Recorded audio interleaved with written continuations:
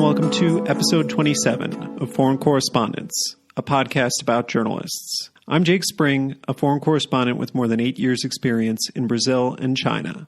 This week, I spoke to Ed Clowes, a reporter for The Telegraph in London. This is a classic bait and switch. You probably clicked on the episode thinking, oh, I'll hear about the UK and Brexit or something. But this interview is really about the Middle East.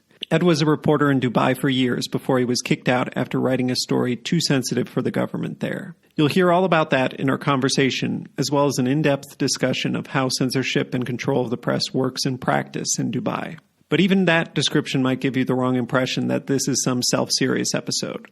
I think this episode is actually highly entertaining. Ed's career started out as a comedy of errors, as I think he'll readily admit. He's been fired from most every job he's had, but the key was that he kept getting fired for increasingly better reasons, until he was fired for going up against Dubai censorship. There's lots to like in this episode, as we also delve into feeling ill at ease in your home country after many years abroad, how comment sections of newspapers are total clusterfucks, and the cosmopolitan but classist shopping mall of a city-state that is Dubai. There are probably some other things I'm forgetting too, but without further ado, here's my conversation with Ed Clowes of The Telegraph in London.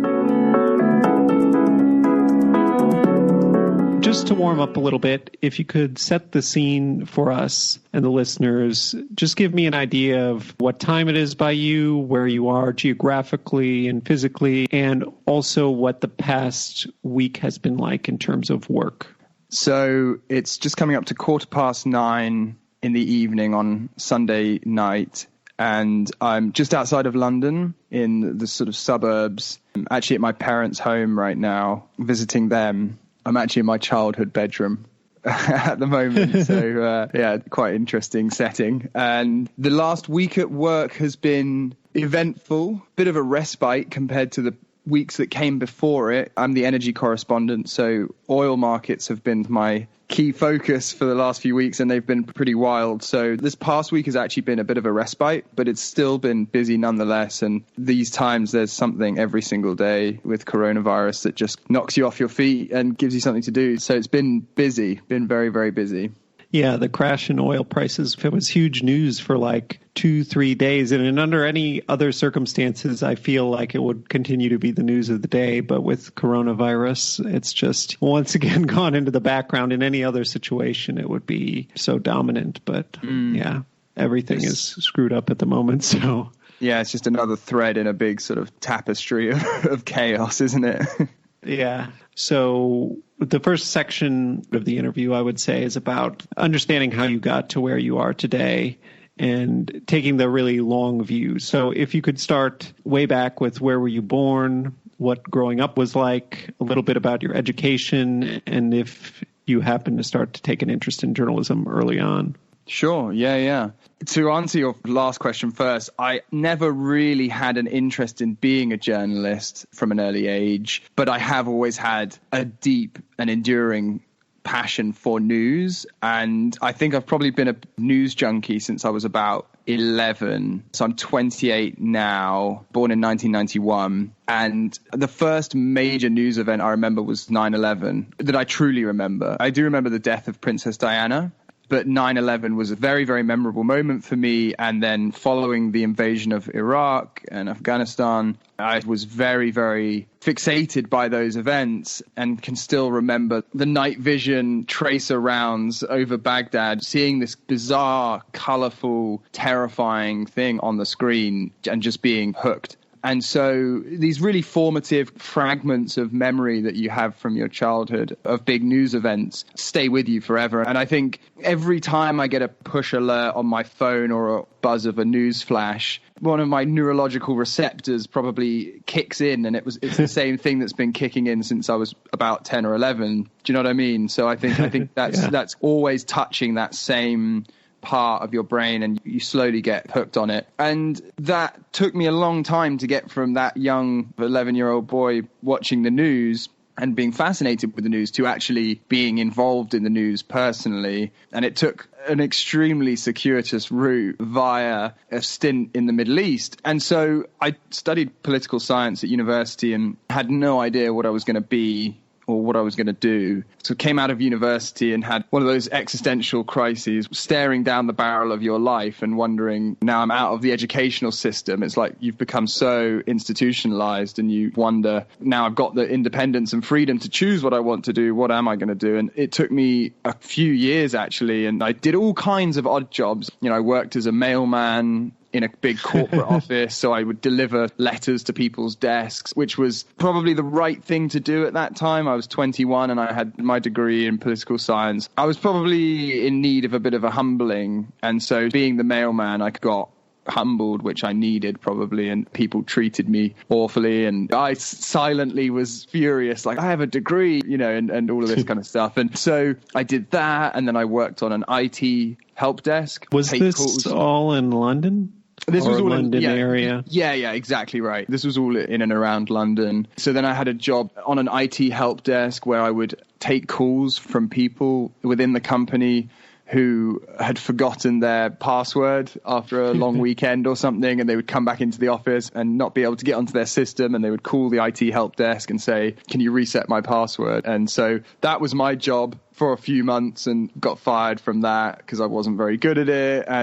And so the sort of story of my early career was essentially just doing jobs that I was in no way cut out to do, and just not being very good at them at all, and ultimately getting fired. And sort of having to pick myself up and go, okay, well, I know that wasn't the thing, and so what is the next thing I'm going to try? And after about a year of doing that and not getting anywhere and becoming kind of increasingly frustrated, I had an offer to move out to Dubai in the United Arab Emirates. And the offer was from someone I knew who was working at a magazine out there, an economics magazine. He was a salesman, and he was running the sales division of the magazine.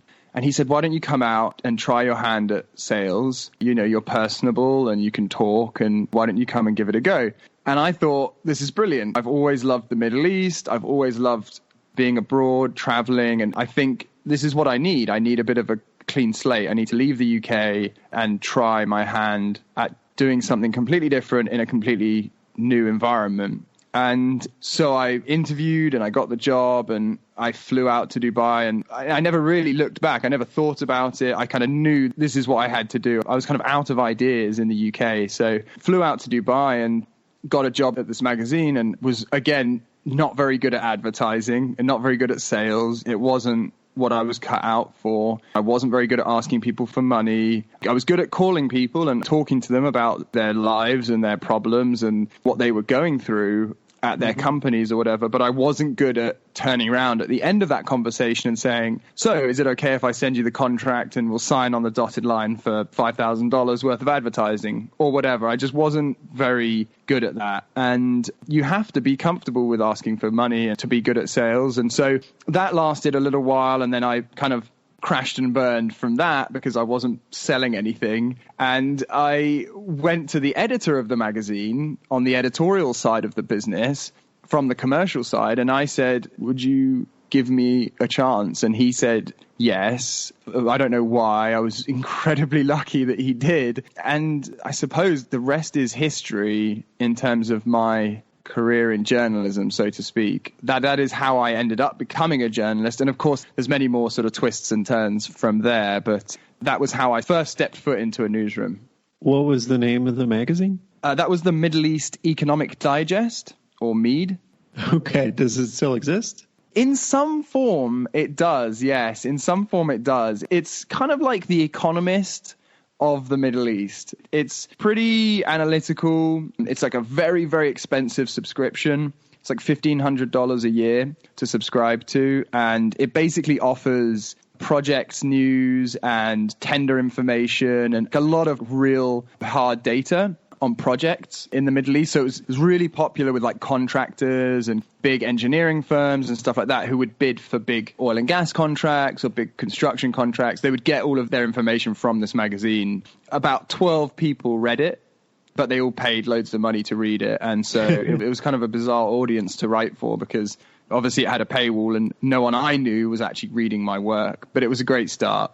Yeah. My first job in China was at this place called China Economic Review, which was also very in the style of The Economist. Right. And also had, who knows how many people actually read it. And also, now exists only in some form. I don't think there's quite that model. But those kind of mid-level places, unfortunately, are increasingly disappearing, but they're an important way stop on your way into the industry. Otherwise, you can't go straight to a place like the Telegraph. You can, but it's a little bit more difficult. Had you ever been to Dubai before, or was it your first time? No, I had been to Dubai. I went in 2002, just before the start of the invasion of Iraq. And I remember actually being on my hotel balcony as the fighter jets were flying overhead. And it was a very different place at that time. It was still pretty undeveloped and there were only a few hotels. There was a couple of malls. And then I hadn't been between 2002 and when I moved out there in 2014, and it had completely changed. It was this sprawling, bizarre mix of East and West, and it was much bigger and much louder and brasher than it had been when I went there in 2002. So I traveled a bit around the Middle East, more around the Levant than the Gulf before moving out there, which is kind of why I had that desire to move to the Middle East. And what was the deal with your family that you were a kid and going on vacation in Dubai? Oh, you mean in 2002 or 2014? Yeah, in 2002. No, I was with my family. Now it's extremely popular with Brits as a tourism destination. It could be minus 5 degrees Celsius in London in mid-December, mid-January, and you fly 6.5 hours to Dubai and it's plus 25 degrees Celsius. So it's extremely popular for a winter getaway, but it's also very westernized and it has all the Western brands. It's very familiar. You can get everything you want there as a European or a British tourist. My family went there in 2002 before it was really popular because both my parents they travel to quite weird places. They both have always traveled to quite strange places. And so I think they had just decided that like Dubai was this up and coming destination. It was something that was worth checking out, I suppose. We've gone to a lot of quite odd places together as a family. So I guess that was the reason for the choice, I suppose. Gotcha. But your parents, they're not diplomats or international journalists or anything like that? No. My mum works for a suicide helpline. Like she's on the phones taking calls at the charity. And my dad works in hospitality, like corporate hospitality. So he organizes conferences and stuff. So no, neither of them are diplomats or journalists. Although my mum's parents were diplomats. So she grew up in a diplomatic family. My grandfather on my mum's side was a diplomat. So she grew up in Pakistan and India and various other places. So they've both traveled a lot and they both enjoy being abroad. I think that's probably where I got, if not my passion for traveling, at least braveness to be able to just say like, okay, I'm 21 or whatever and I'm going to move countries. So yeah, I'm quite grateful for that, I suppose. So how long did you stay at this magazine? And I guess tell me if there were any highlights or walk me through the next couple of moves. So at the magazine for a few years and I suppose learnt the ropes there. And then I left the magazine after I was in like a long distance relationship and it was like quite difficult being in this long distance relationship. So I decided that I was going to fly to the place where my partner was living at the time and like make things better and resolve our issues and sort of try and smooth things out. The only problem was I'd sort of decided one morning that this was the right thing to do. So I left that evening and flew like 18 hours to be with her. Honestly, I don't know why. I'm not quite sure why I did it. I can be a bit impulsive sometimes, and I wonder if I sustained some head injuries as a child, perhaps, or something like that. Sometimes I don't know why I can be quite impulsive. So I flew there and then realized that I was in the middle of nowhere and had no chance of getting back in time for work. And so concocted this cockamamie excuse for why I couldn't be in the office. Obviously, the company found out and fired me. And so I was like distraught, right? Like I'd finally found what I felt was my calling. I was going to be a journalist. Like this is what I really, really wanted to do. It was so much better than delivering letters to people or answering calls on the IT help desk. I had this like benchmark for what a shit job was. And I had this benchmark for what like a great job was. and I'd blown it. And I'd blown it through this mixture of immaturity and impulsiveness, and I felt really awful. And Dubai is not a particularly fun place to be when you've lost your job, right? It's a pretty tough place to be at the best of times. And so if you lose your job, then you're pretty much out of the country. And as I'm sure it's probably the same in China, right? Like your life there is tied to your work visa. If you lose your work visa, then you have to leave. And so I pulled every trick in the book to stay in the country, and I had my visa extended, and I did some freelance work with Thomson Reuters and one of their offshoots. They have an SME offshoot in the Middle East called Accelerate SME. What's an SME, just for people who are listening? It's a small or medium enterprise. So it's basically like content geared at small business owners, how to accelerate your startup or how to get funding, that kind of stuff. So I was writing about really like tips, like practical advice for startups in the Middle East. That was under the umbrella of Thomson Reuters. So I did some freelancing there for a few months. I did some work with the UN on some projects, some copy editing and writing for them. And that was basically just to keep a roof over my head and keep paying to stay in Dubai until I found a job. And I eventually took a job in PR, which was super attractive at the time because it was going to pay me loads of money. And Dubai is a really expensive place to live. And I'd moved out there kind of poor, and I was even poorer 2.5 years later. You know, it was a really, really tough place to live as a young person, not making much money. So this PR firm came around and offered me a really good salary. And they said, you'll basically be like a journalist for hire, and you'll just do loads of writing, but we'll pay you really well for it. And I thought, okay, yeah, that sounds good. I'll be able to move out of this room that I'm living in. I was living in this room without any windows. And yeah, it was really rough. There was no windows. And I don't know if you've ever lived in a room without windows, but you lose all sense of time, and your body clock, it's just crushed. It's just awful. And so I was like, I can get into a room with some windows. This will be like a massive improvement in my like quality of life. And so I joined the PR firm and quickly realized that it was this horrible, desolate content factory of just misery, and everyone who worked there was really miserable. And there was this really strict adherence to the policy of always curtailing the truth and always lying, always just suppressing information. And I was like, this feels awful. Like on a gut level, it felt really disgusting to work at a place that was trying to hide things. And so wait, like where would this stuff you were writing show up? So it would show up as like an op-ed or like an opinion piece by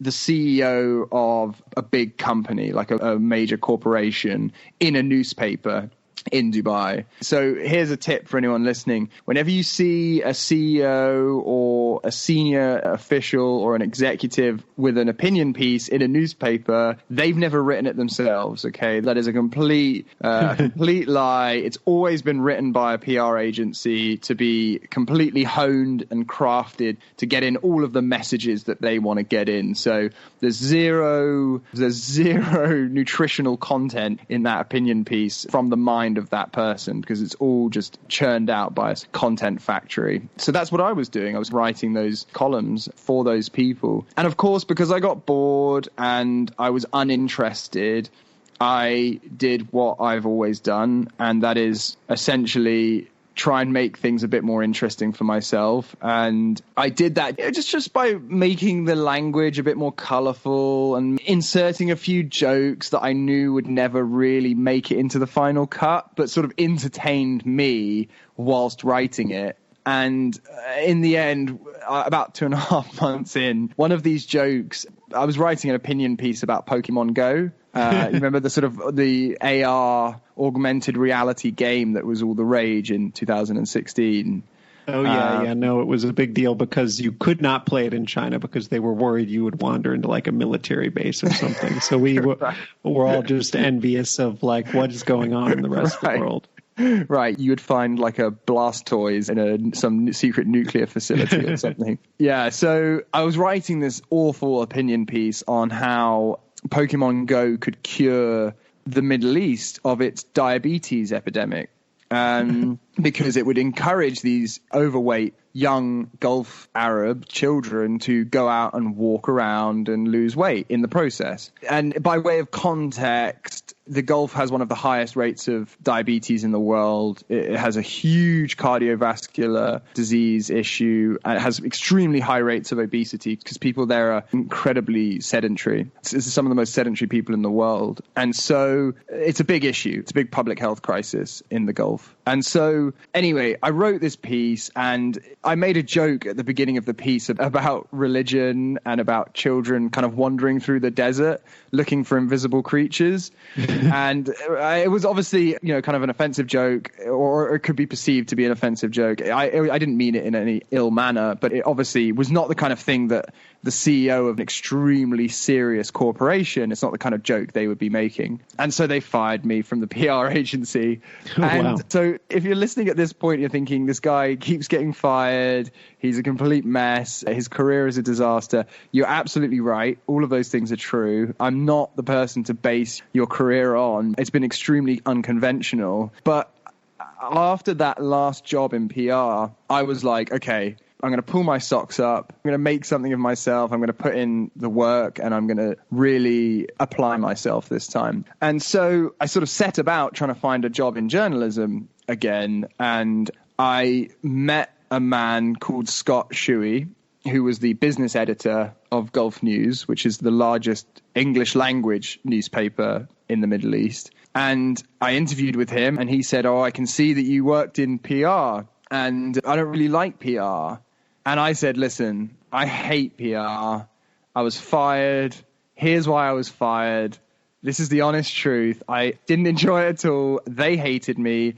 I'll never be a good PR person and I will never, ever go back to PR. And later on, he told me that being so honest about what a car crash, what a disaster my time in PR had been, was actually kind of a green light to him that I was kind of someone that he could work with, because he had had a lot of suspicions about me because I'd been in PR. And I think that's an enduring thing in journalism, that you can go from journalism into PR, but you can never do the reverse and go into journalism from PR. And so because of those conflicting motivations that I was talking about earlier, the desire to suppress information and suppress truth within PR is so counter to the motivations of journalism that I think most editors, most hiring editors would be extremely suspicious of anyone coming from PR into journalism. And so fortunately, Scott decided to take a chance on me, and he saw I wasn't someone who had had a successful career in PR, and he hired me. And that was one of the best jobs I've ever had. I had an incredible time. Scott was an amazing editor. We had a really, really tight-knit team, very small. It wasn't a huge operation. There was only about 10, 12 people on the business desk. But everyone, it was just a real solid operation. And it was an incredible, incredible time in my life. It was a really, really wonderful job to have, and I learned so much from Scott. That's where I got my break, I would say. I was at Gulf News, and that's where I learned a lot. That's great. Yeah. Really pulled it back from the brink, it sounds like. Yeah. There's a few more. It doesn't all, it's not like a super happy ending from here, but the overall trajectory gets a lot better from here on out in the story. And so did you have a beat, or were you doing general business, or what were you covering? Yeah, so I was on the retail beat initially, and then I added hospitality, like hotels and tourism. So I was covering like the malls, which were a huge part of Dubai's economy, and I was covering the hotel sector, which was the other biggest contributor to the Emirates economy. And then latterly, I ended up covering tech for the last part of my time there. Okay. Where to go first? Well, Mega had mentioned that, I don't know if this is true or not, but you got kicked out from a country. Is that where this goes next? Is that true? Yeah, that is true. So, well, I mean, I suppose being kicked out calls to mind images of me being marched to the airport in handcuffs. And that wasn't the case. And a lot of journalists in the Middle East have literally been kicked out, have been deported from various countries, Egypt, Oman, even the UAE. The UAE now is a lot more sophisticated. I would say they've taken a play out of the book of countries like China and other authoritarian countries, in that they know that they can just basically bureaucratically slow roll you. And in doing that, they avoid the fanfare of a journalist being marched to the airport in handcuffs, but they get the desired effect. And so I had pretty much like a similar situation to Mega, in that I published a story, the story came out, it generated a lot of controversy in the country, and I lost my job. I was fired. And I know that I promised, or I suggested earlier, that I wasn't going to get fired again. But this time, for the first time in my career, I was fired for something that I didn't really deserve to be fired for. So that was a new experience.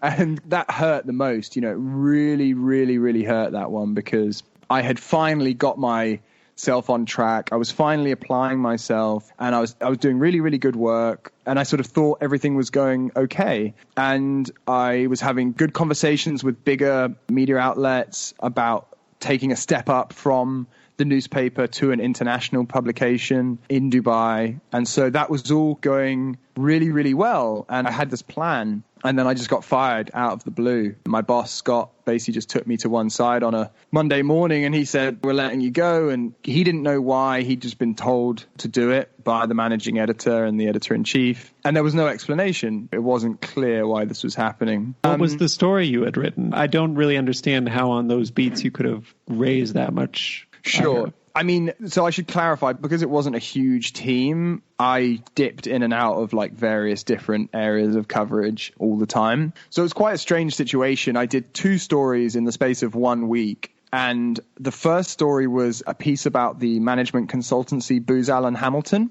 Booz Allen Hamilton is this huge listed American management consultancy that does the vast majority of its work with like the Pentagon and the US military. And they're a bit like McKinsey or a bit like Bain or a Boston Consulting Group.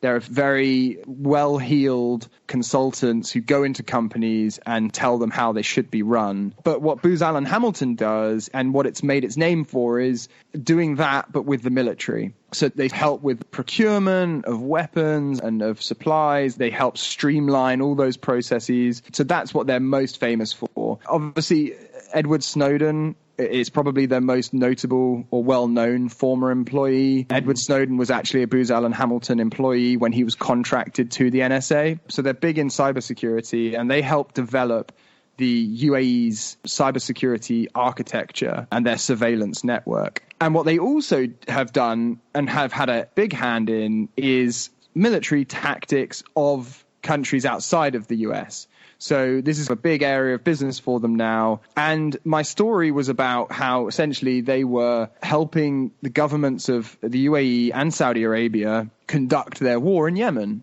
And the story was very, very straightforward. I knew it would be controversial. I knew talking about the war in Yemen, which the UAE was a part of, it's a really, really sensitive subject in the UAE. And I knew it would be controversial. So I played it very straight. And the story essentially was Booz Allen Hamilton is hiring 24 members of staff to move to the UAE and Saudi Arabia to help them fight their war in Yemen. And essentially what Booz Allen Hamilton was looking for in these public job postings was extremely, extremely senior, high-ranking military officials from the US Army who had experience at the real upper echelons of the US military. They wanted them to sort of leave their posts or retire from their posts and take up exorbitantly lucrative positions in the Middle East, advising these Gulf kingdoms on their war in Yemen, which is a humanitarian disaster. You know, it's been named by the UN as the worst humanitarian crisis of our time. And here is a listed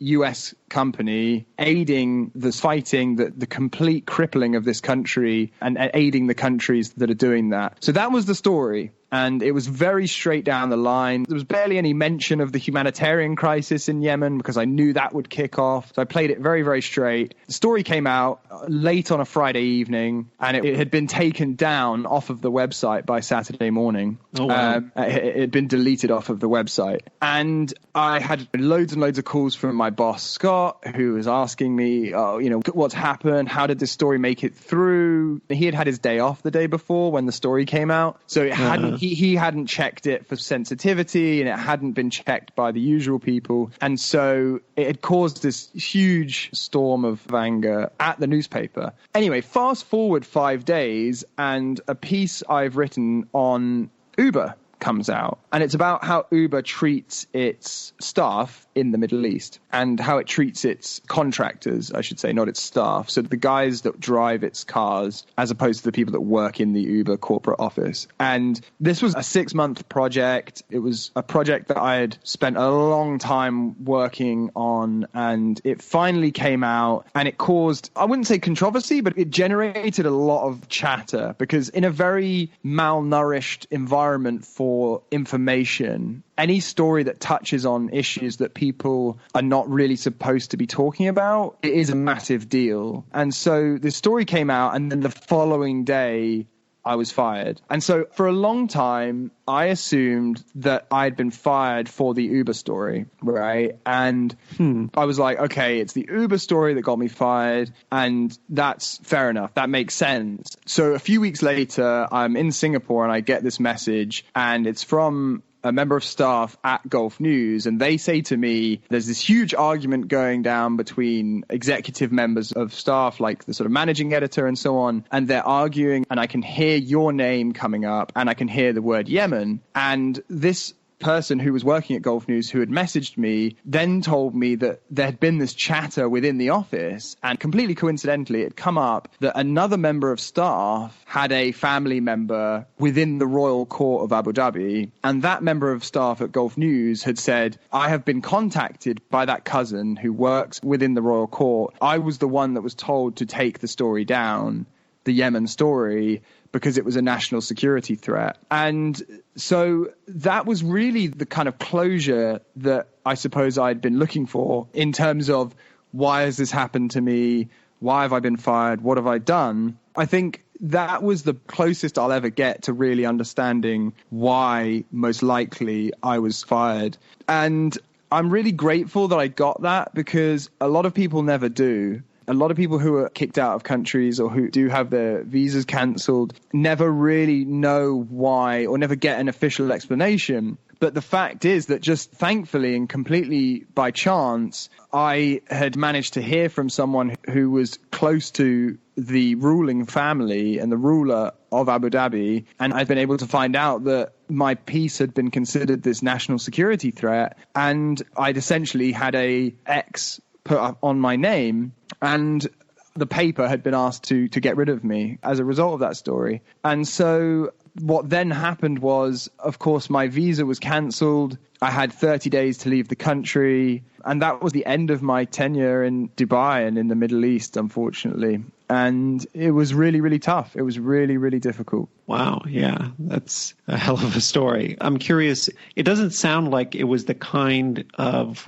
work environment where people day to day thought that much about self-censoring themselves, or was it? It was. It absolutely was. Yeah. Self-censorship was rife at Gulf News and is rife among all of the large newspapers in the region. It's a strange environment, and the people that have worked there the longest are very attuned to what can and can't be said. And so stories like the Yemen one would never have seen the light of day had my editor, had Scott been on that day. And that wasn't a conscious decision on my part to push it through whilst my editor was on his day off, although that does happen. People know how to game the system to get a story that's controversial out, and that's just the nature of working at a small newspaper in a censorious environment. But No, the story had landed in my lap. I'd stumbled across these job postings. And so I pushed the story out that day. I was just lucky that it didn't get spiked, that it didn't get killed before it ever was published. If it had gone past a different sub-editor or a different editor, then it could well have been killed. But yeah, no, self-censorship was extremely rife among long-standing members of staff. And they would kind of pass that down, like what can and can't be said. And I'd always had a problem with that. I'd always had a problem with the censorship, and I'd always said to myself, I can't do this for that much longer. But I can sort of talk about how censorship works at the newspaper if that would be interesting to your listeners.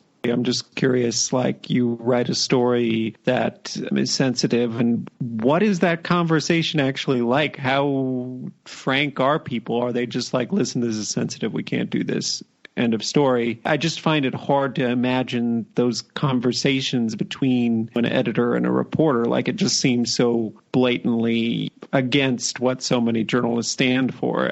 Like, how do you have that conversation in any way that's palatable?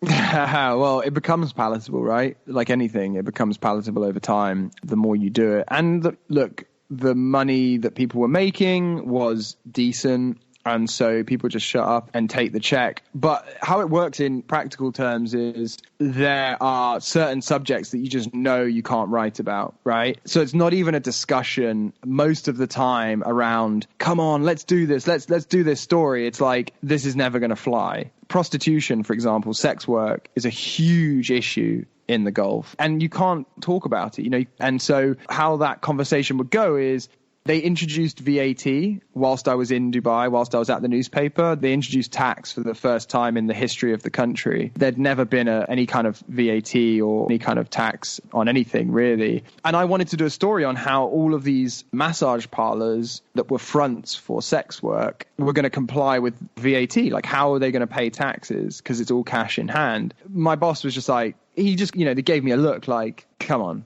This is like, everyone laughs, right? It's like a joke. It's a joke because everyone knows that story is never going anywhere. Everyone knows that you could spend a month, 2 months, whatever. You could do all the writing and all the research and the reporting, and it's never going to see the light of day. So it's not worth your time. It's a waste of your time. And my Uber story was a hard-fought battle to really get that out, because it was about working conditions for migrant laborers. It was about corporate malpractice, about how Uber was exploiting these people. And ultimately, it was about the failing of the government to protect them. And so it was kind of this holy trinity of really controversial issues in the eyes of the paper. And so I had to fight really, really, really, really hard to get it out, and to get it out in a shape that I was proud of, to get it out in a form that was recognizable to me, which I did in the end. So censorship cuts that way, in terms of not being able to talk about certain things. And then it cuts the other way in terms of government interference in a newspaper, in that we were essentially told, this is something you need to be covering. If there was something on the agenda of the government, we would hear about it. And the movements of the paper's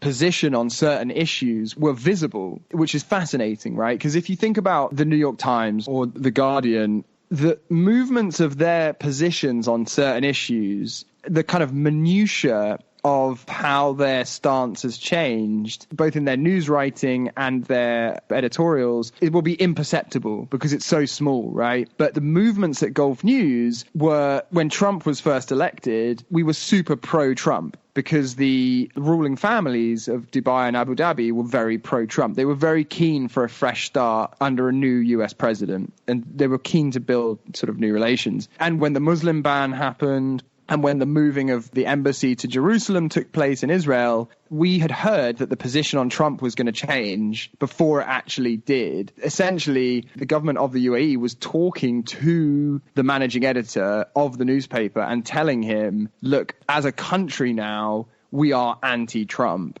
So your line in the newspaper needs to reflect that. So you could see these things happening. And because the managing editor had a direct line to the government policy became editorial policy very quickly. And so that was fascinating to watch, but also deeply disturbing, because who knows what that can apply to tomorrow. Anything could happen, and the government could just tell us to stop writing about X, and the next day we have to stop writing about it. So that was really, really very, very strange environment to work in. Yeah, wow, that's wild. And I guess, what happens after that? What's your next move? Yeah, so I essentially realized there's nowhere I can stay in Dubai. I'm being kind of bureaucratically blackballed, so the government is just not going to give me another work visa. So there's no chance of staying in Dubai. So I leave and I come back to London, and I'm here and I'm like, shit, I've built my career in the Middle East. How am I going to establish myself here in London when I don't have any experience being a journalist in the UK? And I just sort of hit the phones. I had those clips, I had those stories, and I sort of just hit the phones and called up every business desk I could find and got through to Sky News, which is a big broadcaster. And they kind of offered me an interview and I got a job there. And I was there for a while, and that was great, and it was really, really fun, and I enjoyed working at Sky News. And then the Telegraph came around and said, would you like to join as an energy correspondent? And at Sky News, I was doing a lot of breaking news, and I wasn't doing a lot of reporting. So I decided, let's join a newspaper again, and let's try and get some proper reporting done. Let's try and do some proper storytelling. So that was that. And so that was kind of like, I moved back to the UK after being in Dubai, and I was like, I'm going to struggle to find anything here because I just don't have the experience or the contacts here. And it's completely exceeded my expectations. It's been an incredible experience. I'm so, so happy that it's worked out the way it has. I would caveat that by saying that that's a professional perspective on it. From a personal perspective, it's been very, very difficult adjusting to life back here in the UK. It's been really, really tough being uprooted from the Middle East, sort of from my life there, and having to start again here. I appreciate that it's not the greatest suffering that anyone can go through, and it's not an awful thing, but just for me personally speaking, it's been quite tough because it's just an adjustment. And I was there for 6 years and I really missed it, and it was really, really painful to leave. So it's been tough kind of adjusting to working here whilst having that experience personally. But I think from speaking to other people who've left a country and moved back to their home country, because I think that's the key part, is like going back home is the tough part, because you have to adjust to a place that ostensibly feels familiar but also feels very alien to you by that point. If I'd moved to Hong Kong or if I'd moved to New York or wherever, then it would be a different conversation. But I think moving home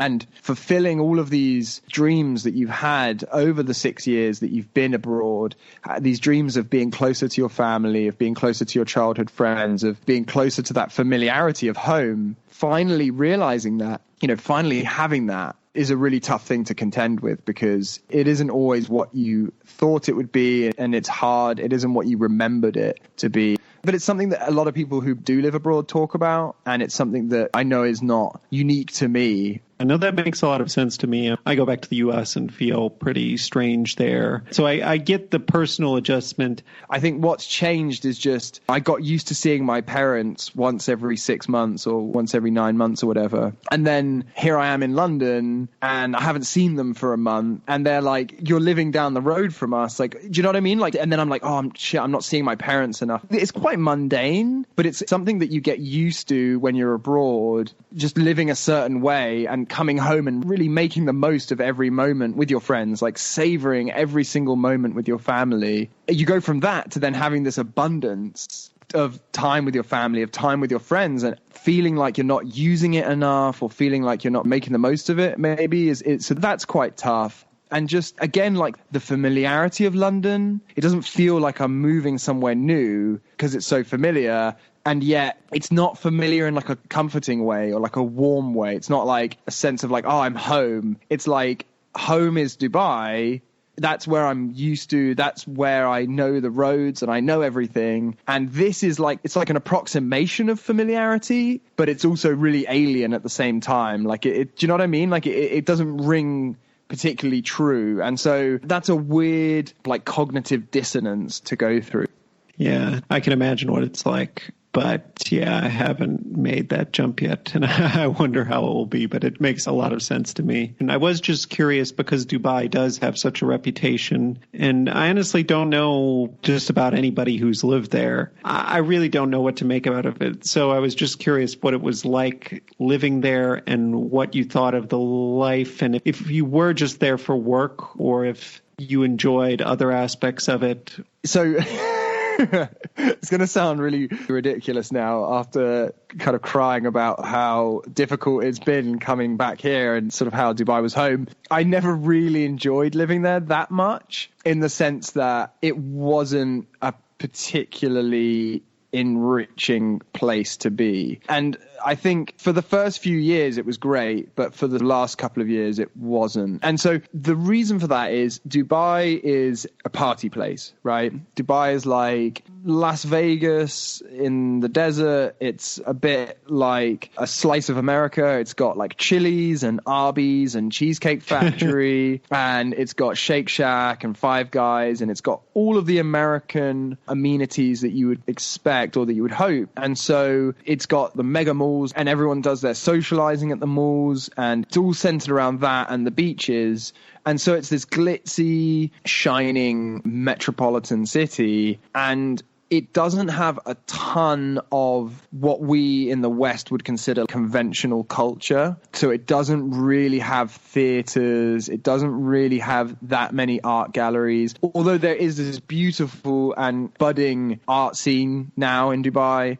There is like a brilliant amateur dramatic scene springing to life in Dubai. So there are these shoots of life on the cultural front, but broadly speaking, it's very, very cinema, malls, beaches, nightclubs, restaurants, and it's a party place. Like, it's a holiday place. People go on and they're on holiday. And so a lot of the people who live there imbibe that holiday mindset. And like, I'm working here, but I'm essentially on holiday. And Brits have that view because the sun never shines in the UK. When they go to Dubai and the sun is shining, they're like, oh, I'm on holiday. My life is a holiday. You know, my life is a vacation now. And even though they're working, they're out every single night. They're in the nightclubs or they're on the beaches. So Dubai is like a very, very fast, fun place for young people.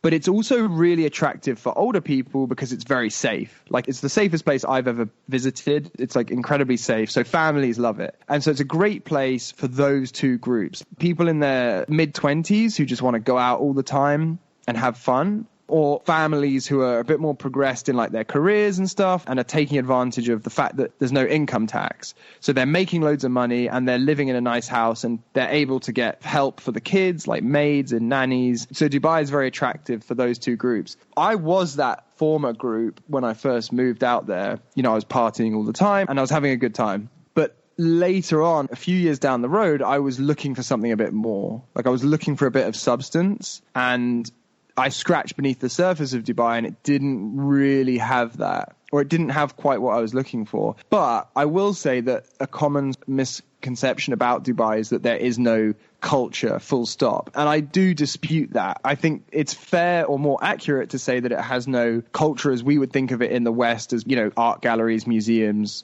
theaters, and so on. But Dubai has bucket loads of culture if you're interested in an incredibly rich tapestry of nationalities and ethnicities and different types of life. And what I mean by that is, nowhere on earth, at least nowhere I've ever been to, are you more able to travel around a city and at one moment be in somewhere that is unrecognizable from downtown Bombay, and the next minute you're in an area that looks like Manhattan, and the next minute you're in an area that it looks like Manila. It's so bizarre. Like, it's such a bizarre place because it has been built by migrant workers from the Philippines, from Pakistan, from India, from Bangladesh, and it came from the sand. It came from the desert, literally. It didn't exist like 50 years ago. It has the fingerprints of these people all over it, and that is a fascinating experience. You want to talk about melting pots. London, New York, like, these places don't compare. They're not even close to the kind of melting pot that Dubai is, because the indigenous population,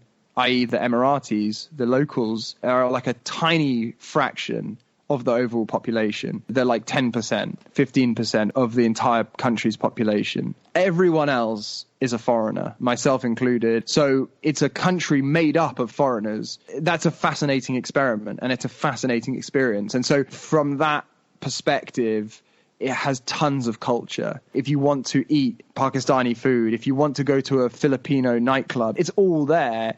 And so in that sense, it's got tons of culture. And I resent people who say that Dubai has no culture. What they mean by culture in that instance is theaters, museums, and so on, which it doesn't have a lot of, but it does have a lot of soul and a lot of spirit. And it's a kind of an amazing place from that perspective.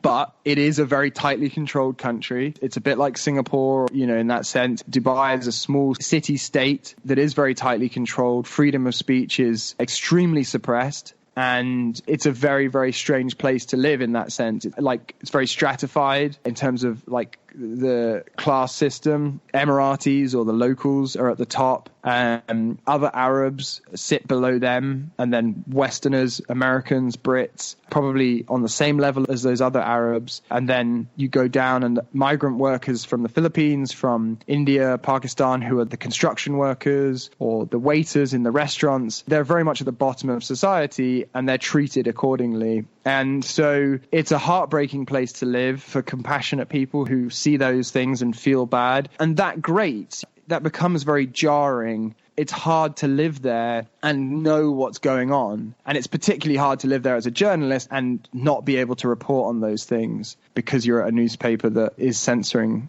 your work. So that's very tough. And I think towards the end of my time there, that experience of seeing that oppression, seeing that ill treatment, it becomes, really heartbreaking. And, I think an example of this that really illustrated just how gaping the class divide is, it might sound subtle to your listeners, but I was crossing the road one day after leaving work one evening and a 4x4, like a Range Rover with blacked out windows, came flying over this pedestrian crossing.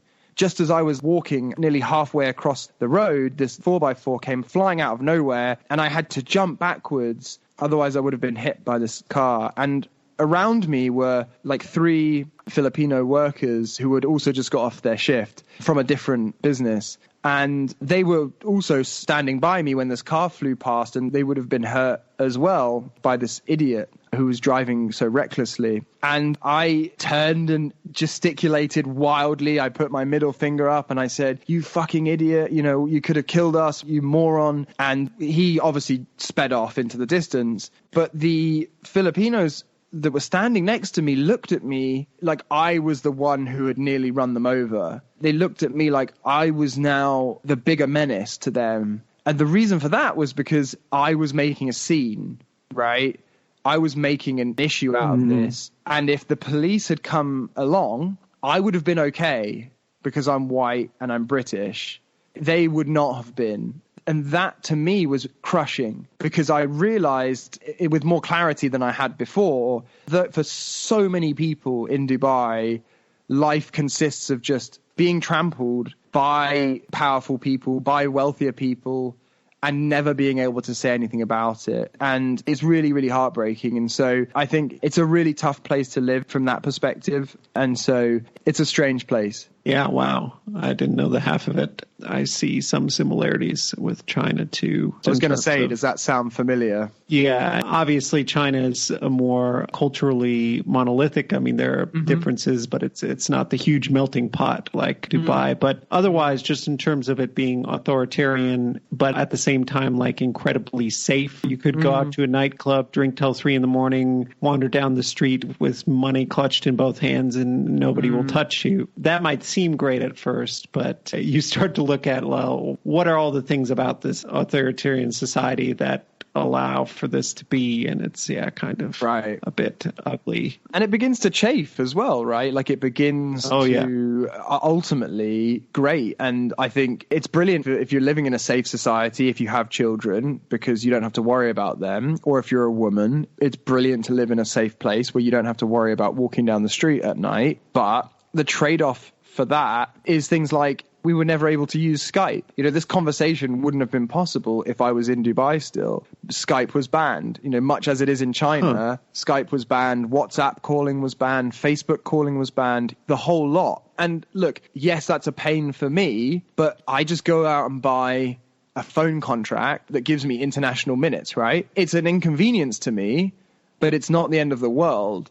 For the taxi driver who's earning $10 a week he's not able to go out and buy all those international minutes, right? He relies on free applications like Skype or like WhatsApp to call his family back in Pakistan, you know, wherever he's from. So those authoritarian policies ultimately hit the poorest in society the hardest. It's really, really unfair. And so you can enjoy the benefits of living in a place like that, but there comes a time when you have to countenance the people who are suffering in society, and you have to ask yourself, well, am I benefiting off the back of these people? And the answer is yes. And so that's a really hard dilemma, and it's why half the people leave after a certain amount of time when the magic wears off and they realize what's going on, and half the people stay because they decide they can live with this, or they decide that they don't want to think about it too much, or they decide that's just the way the world works,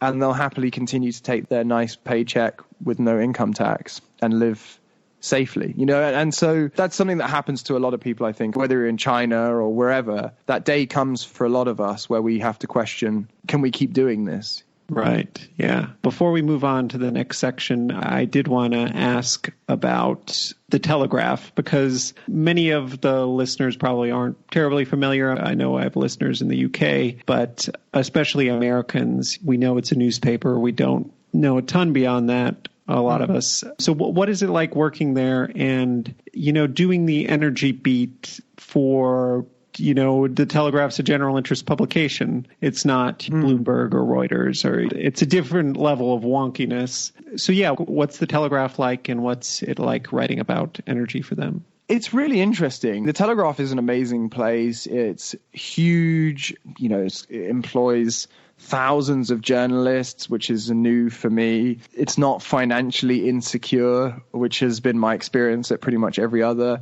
news organization I've worked for. So that's novel. You know, it's a fun, interesting place. It's got some brilliant journalists, and it writes in a particular way for a particular audience. And as you say, it's a general audience of readers up and down the country that skew older on the whole. And they are people who care about what the oil markets are doing because they're invested in oil companies like BP and Shell. They care about, obviously, slightly more mundane things like the price of gasoline at the pump, which is a huge story. You know, it's always a massive story in daily newspapers because it impacts the average reader. And so that kind of thing can sometimes seem a bit mundane or inconsequential if you're used to writing about these like grand stories of war or of political turmoil, and then you're writing about, oh, the price of petrol went up by 15 cents a litre or whatever. It can seem a bit mundane. I actually don't write about gasoline prices or petrol prices, as we would call them here, because we have like a consumer business team that focuses on those kinds of things. Sure. But that is the general kind of story that would be of interest to our readers. And from an energy perspective, we're looking at things like the price of oil. We're looking at things like what BP and Shell, which are major London-listed oil companies, are doing abroad. So I would say there's an overwhelming preference for stories about UK companies. Sort of second to that, it would be London-listed companies. So that would be the most interesting thing to my editors. Our readers aren't huge fans of climate change. I would say a lot of them are very skeptical about climate change, which is interesting and is not something I particularly agree with. But I write about the environment, I write about climate change, and I write about renewables companies a lot. It's a huge, huge part of the narrative in the energy sector now. And so it's unavoidable, really. It's something that agitates or inspires emotion in our readers. The idea of renewables companies becoming so prominent here in the UK, which they are. It's a huge, huge industry now here in the UK. So yeah, I don't know if that's painted a very good picture of our readers or not. I apologize if it hasn't, but yeah, that's a sort of snapshot of the kind of people that the Telegraph writes for. That makes sense. If the readership skews slightly older, then that they would be a bit more skeptical on things like climate change. And especially, in a country whose fortunes in the past have been very tied to oil with these big companies and the UK's presence in the Middle East and things like that. People with connections to oil or that kind of thinking can feel attacked by it. And one big difference is also just like it's been a while since I've worked at a newspaper, but I know the difference at a newspaper like the Telegraph is if you write about climate change, you'll get letters to the editor for sure.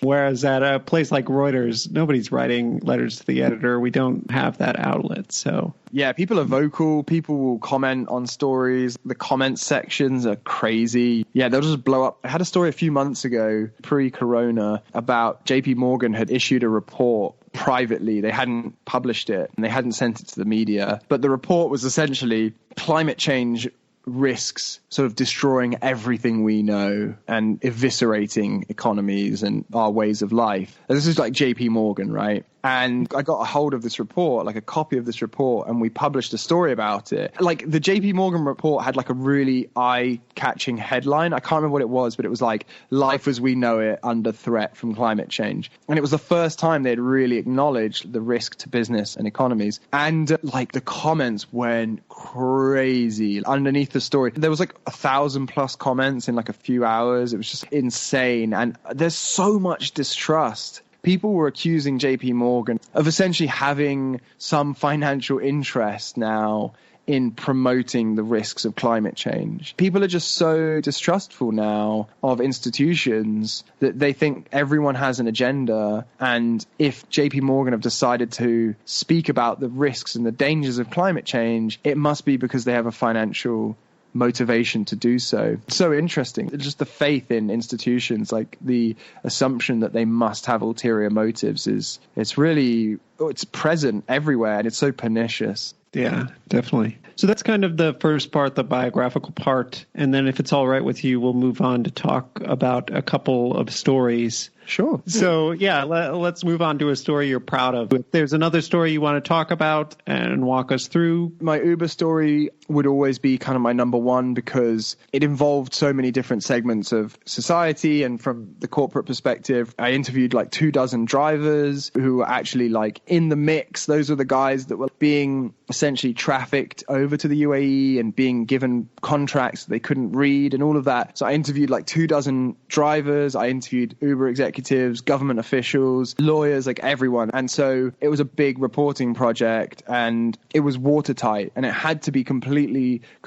watertight. Otherwise the story would never have been published. It was such a sensitive thing that I had to be sure that I'd nailed down everything. So that's a story that I'm like super proud of. It was very impactful. It catalyzed change within the Ministry of Labour. So hopefully it had some impact on the lives of those drivers and the people we were talking about earlier on in the program of, those people who are most hard done by in Dubai, those people who suffer the most, the poorest in society, having an impact on their lives, a positive impact will forever be like my proudest achievement. And so, yeah, that would be the story I would always choose.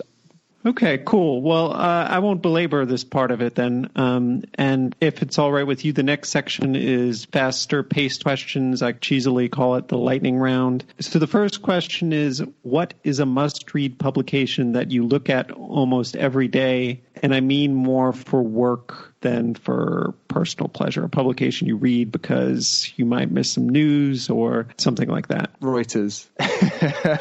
I'm not just saying that. Genuinely, Reuters is indispensable. I mean, for every journalist, it's like they're the first, they're the most accurate. It's just super useful for any business journalist, no matter what beat you're on, they've always got it. And so it's just great for just reading every day about what's happening on your patch around the world. And then the next one is, what is a publication you read, listen to, or watch just for fun that doesn't have to do with your job? I watch Complex. Complex is like a New York media organization that came about in like the early 2000s, primarily focused on hip hop and like streetwear and like fashion. And they have probably their most famous show now on YouTube is Hot Ones, where the guest eats hot wings and gets asked questions as the wings get progressively hotter. It's a great novel way of doing an interview with a celebrity because it throws out that boring question and answer that you find celebrities have when they're doing these promotional trips for films and stuff that they're doing. It makes it a lot more interesting because the hot sauce gets so hot that they're like crying and they're in pain, and it actually elicits a genuine response from them instead of just like a cookie cutter. Yeah, I'm so happy to have worked with this director and this actor, you know. So that's like a really, really cool, fresh thing. And then another property they have is a sneaker show. It's a show just about sneakers called Full Size Run. It's like a talk show. And they basically just like have a guest on every week and they just discuss sneakers. They discuss footwear. And so I really like that. It's very low stakes and it's a nice way to switch off by watching that. And then the next question is, what's the best journalistic article, piece, whatever you've consumed recently? It's a really tough question, Jake, because I can't remember like anything I've read because I feel like the last few weeks have just been such a flurry of information and news stories, and it's like all melting into one. So there's no one piece of writing or one story that really jumps out, although I will give special mention. And I swear I'm not just doing this because you work for Reuters, but the Reuters TikTok on the UK's response to coronavirus was brilliant. And it was the first one to come out. Since then, The Guardian have done one, the Sunday Times have done one. But the Reuters one was the first one and it was brilliant. But the last piece of journalism pre-corona that really stood out to me was the New York Times piece on cabbies and their medallions. Did you read this? Yeah, it was written by a friend of mine who's been on the podcast and talked all about it. Yeah, a guy named Brian Rosenthal. Yeah, I went to college with him. Cool. Fellow podcast alumni. Yeah. So brilliant piece. It was the first piece that came to mind when you asked your question. Just classic Times style of like fourth or fifth paragraph down going like, yeah, for this story, the Times interviewed 570 cab drivers and, 3,000 government officials. And we trawled through 5 million documents and record. It's just like classic Times largesse in the reporting and the scope of reporting. Just fantastic. Just so comprehensive and thoroughly reported, and just a brilliant human story at the center of it about these taxi drivers and the sacrifices they've made and the financial burdens that they live with, and this brilliant story about bureaucracy and corruption. It was just like quintessential kind of New York story, well written and engaging and just brilliant. I'll have to let Brian know that. He'll be thrilled to hear that. And yeah, it's amazing. He did that not long after joining the Times. It's a great piece. And then how do you manage your work-life balance? So I think I probably balance my professional life and my personal life quite badly. I'm not great with time management. I try and spread my working week out over 7 days, if that makes sense. So I might finish my day on a Tuesday a bit earlier, like at 4:30, for example, in the afternoon, so that I can go out and enjoy a couple of hours of sunshine or whatever the case might be. And then I'll do a couple of hours on a Saturday morning. I don't keep my weekends as sacrosanct and my weekdays as the days for work, because I don't want to pack too much into Monday through Friday and then just be exhausted on the weekend. I like to try and live a bit more of a normal life during the weekdays. But look, as we discussed at the top of the show, like I'm a news junkie, have always been a news junkie, and it's hard to switch off, right? It's hard to not be checking the news on the weekend or when you're on holiday or when you're out with your friends at a restaurant. It's hard. And that becomes accentuated or exacerbated, I would say, when there's a big global story like COVID-19 or even the oil price crash. It's hard, right? And so you have to try and separate work and life, but not always easy to do. And then the next question is Twitter important to you?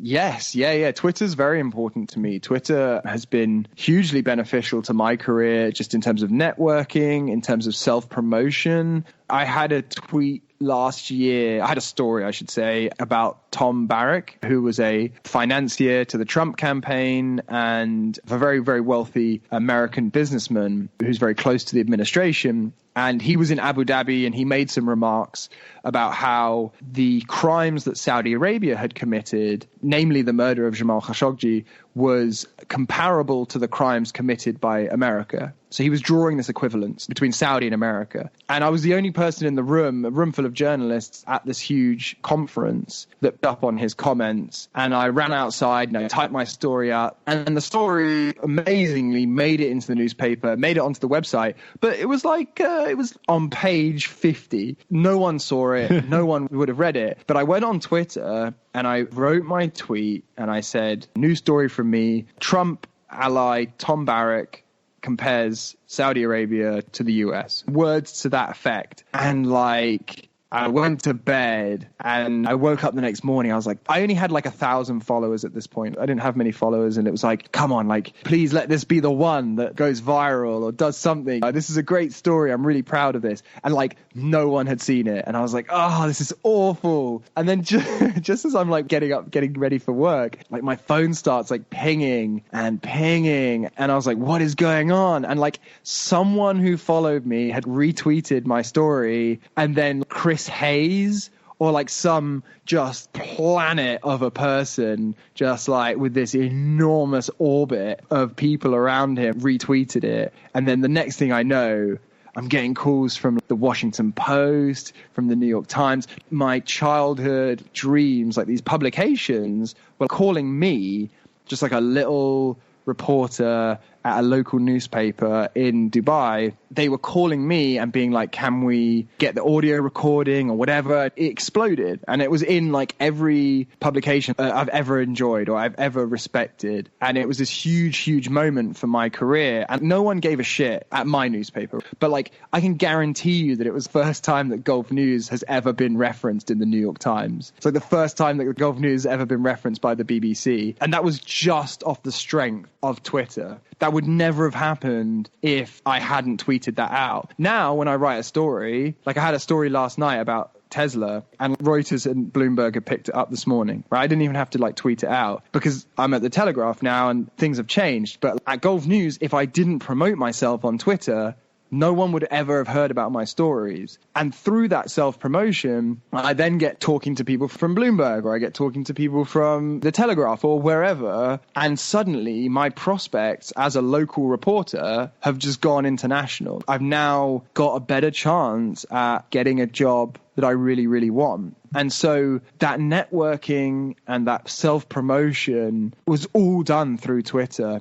And so for me, Twitter's been a hugely, hugely beneficial tool. And I'm not big enough or famous enough in any way, shape or form to get some of the hatred and abuse that other people get. So for me, it's a universally positive platform. And then the next question is, if you had to trade places with one journalist, living or dead, and you would have their career, who would it be? I would say I'm not super studied in the history of journalism, so I'll go with a living journalist. And my choice would probably be John Sopel, who's the North America correspondent for the BBC. And the reason I would choose him is because if I could have anyone's career as a journalist and having essentially every outlet, every organization I've ever worked for has always been on some brink of collapse in terms of job cuts and things like that. The fact that he has had a really successful run at the BBC, which has all this cachet and prestige for me as a Brit, and he's now the North America correspondent at a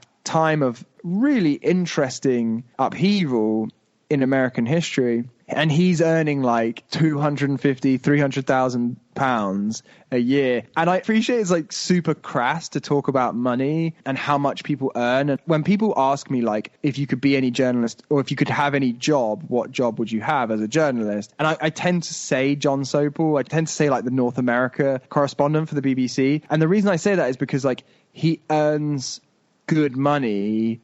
And people always turn their nose up at me for saying that, as if journalists should be above wanting to be paid a respectable amount of money. Like, we shouldn't be allowed to earn a good living. I get that, but at the same time, I came into journalism in 2014, 2015, and I've never known a stable industry, right? Like, I've never known an industry that won't just chew me up and spit me out and will just fucking fire me at the drop of a hat, or make me redundant rather at the drop of a hat. And so for me, financial security, if I'm going to stay in journalism, is extremely important. And so my answer is John Sobel, because he's had an amazing career. He's in America as the top guy for the BBC. Just such an amazing time, such an interesting time. He lives in New York, I think, which is an amazing city to live in.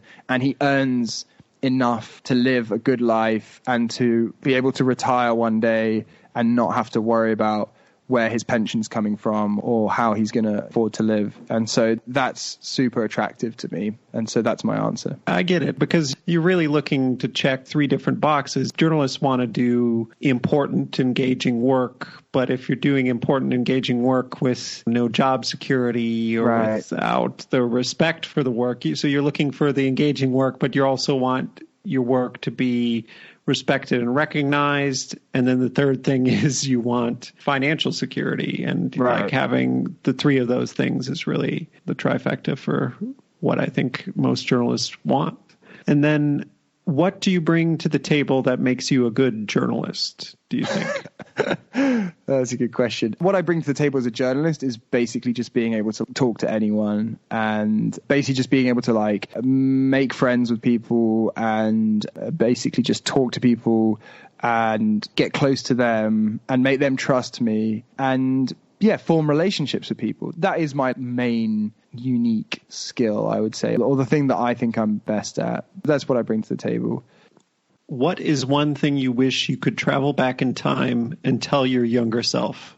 Oh, there's so many things, really, isn't there? Like, there's so many mistakes have been made over the years. But one thing, I don't know, I'm a really optimistic person. So a lot of people would say, oh, I'd go back and tell myself, oh, everything's going to work out, everything will be okay. Don't worry too much about this thing that's going to happen to you. For me, like, I've always been very, very positive about the future. I have this kind of blind, grounded optimism, and it's served me quite well because I've always been able to bounce back from things happening to me.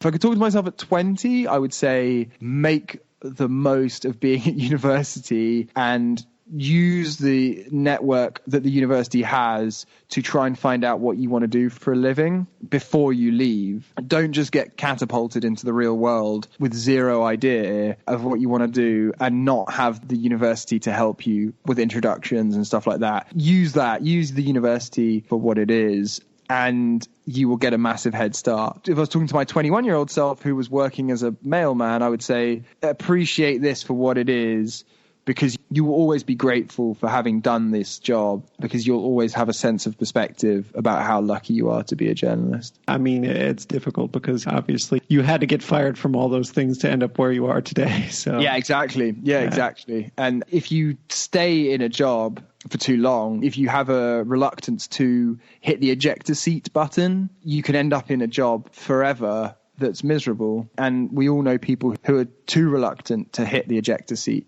And that can be as damaging as bailing from jobs too often. That has a really negative connotation, like always being fired or always resigning from jobs. But like not resigning enough or not getting fired enough is not good either.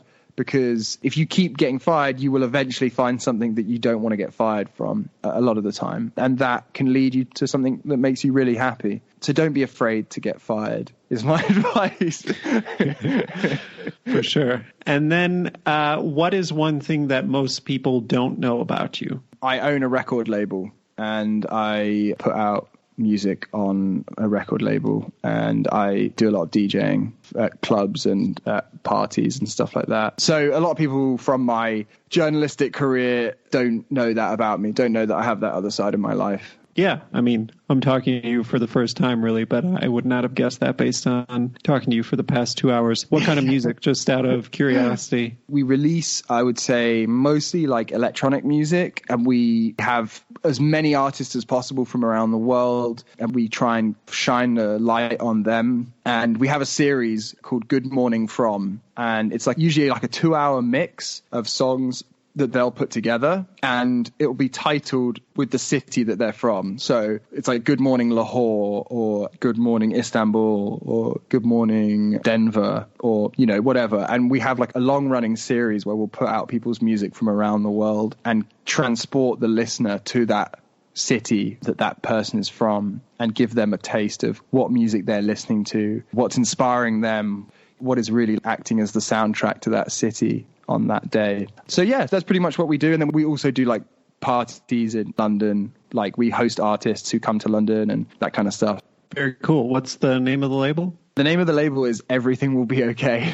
So a reflection of my blind optimism. I wanted the label to speak to that a little bit. Very cool. And then what is your favorite film, book, TV, or other media property or work about journalists, and why?